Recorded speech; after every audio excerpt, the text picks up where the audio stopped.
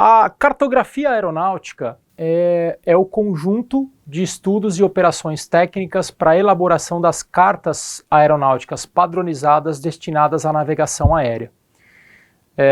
As cartas, elas são, como a gente viu lá nos anexos da OACI, as cartas aeronáuticas elas devem ter o mesmo padrão de legendas, enfim, né, isso internacionalmente falando. Aqui no Brasil, o competente para isso é o DCEA, né, por meio do Instituto de Cartografia Aeronáutica. Ele que é o responsável pela produção e atualização das cartas aeronáuticas no Brasil. Na confecção dessas cartas, são utilizadas as normas e métodos lá do anexo 4, que a gente viu lá nas primeiras aulas.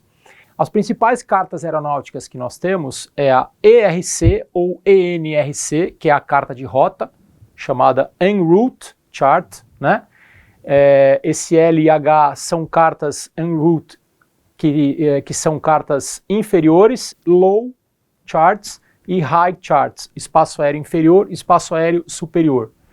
As ARCs, que são as cartas de área, Area Chart, né? Por isso a abreviação Area Chart, também a mesma coisa. Cartas de área inferiores, cartas de área superiores, espaço aéreo inferior, espaço aéreo superior. E as WACs, que são as cartas mundiais, né? As cartas aeronáuticas mundiais que servem para grandes navegações também.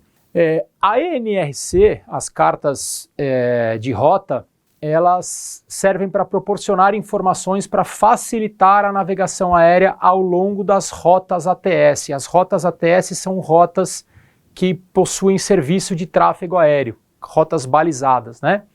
São um total de 18 cartas, que também estão disponibilizadas lá no site da AIS Web. Nós já passamos esse site para vocês. A escala dessas cartas é de 1 para 2 milhões, o que significa que cada 1 centímetro de carta equivale a 2 milhões de centímetros no globo terrestre, tá? As rotas ATS inferiores, que são as L1 e as L9, né? L1 e L9, e superiores H1 e H9, elas cobrem todo o território nacional. E a ampliação dessas áreas próximas aos aeródromos, ou seja, pontos de notificação, auxílios à navegação, são demonstradas nas cartas ARC. Então, as cartas ENRC são cartas mais amplas, mais abertas, né? As cartas ARC, elas são mais...